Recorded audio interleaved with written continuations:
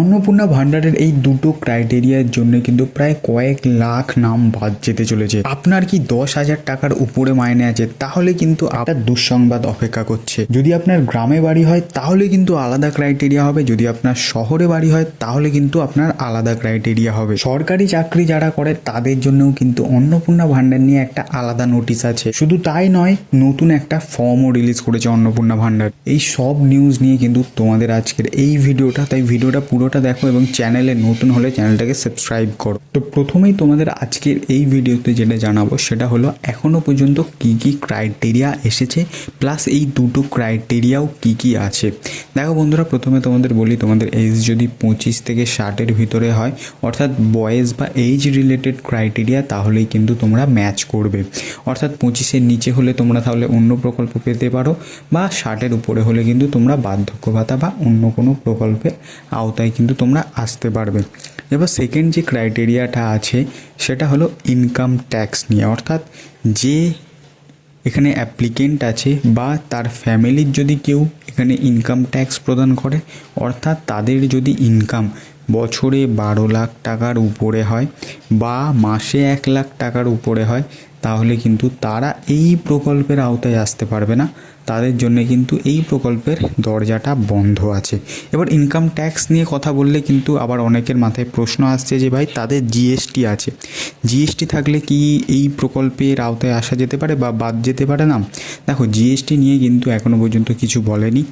GST প্রকল্পের জন্য যদি বাঁধা হয় সেটাও বলেনি, বা প্রকল্পের তোমরা আসতে পারবে সেটাও কিন্তু বলেনি। তাই যাদের জিএসটি আছে দাও, কোনো অসুবিধা নেই। জিএসটি নিয়ে কিন্তু এখনও পর্যন্ত কোনো নোটিশ জারি করেনি। এবার যে প্রকল্পের আরও একটা ক্রাইটেরিয়া সেটা হলো যে সরকারি চাকরিওয়ালা।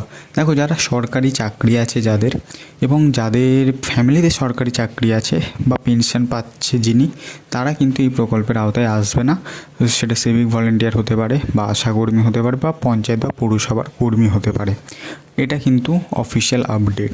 এবারে আসা যাক যে দুটো ক্রাইটেরিয়া অ্যাড হয়েছে। অর্থাৎ এখানে যে বা যিনি এখানে কিন্তু অন্নপূর্ণা ভান্ডার পাবেন, যে মহিলা, সে যদি 10,000 টাকার উপরের কোনো সরকারি চাকরি করে বা বেসরকারি চাকরি করে, তাহলে কিন্তু তার নাম এই প্রকল্প থেকে বাদ যাবে। হ্যাঁ বন্ধুরা, ঠিক শুনেছ। অর্থাৎ কেউ যদি, অর্থাৎ এখানে মহিলার কথা বলা হচ্ছে, মানে যে মহিলা এখানে কিন্তু অন্নপূর্ণা ভান্ডার পাবে, তার যদি 10,000 টাকার মাইনের চাকরি থাকে বা কাজ করে, তাহলে কিন্তু সে এই প্রকল্পের আওতায় আসতে পারবে না। এবার আসা যাক যে শহর এবং গ্রামের ক্ষেত্রে। ধরুন আপনি শহরে বসবাস করেন এবং আপনার 3 বা 3 কামরার বেশি ঘর আছে, পাকা ঘর আছে, অবশ্যই পাকা ঘর হতে হবে। পাকা ঘর আছে, তাহলে কিন্তু আপনি এই যে প্রকল্প আছে এর আওতায় আসতে পারবেন না।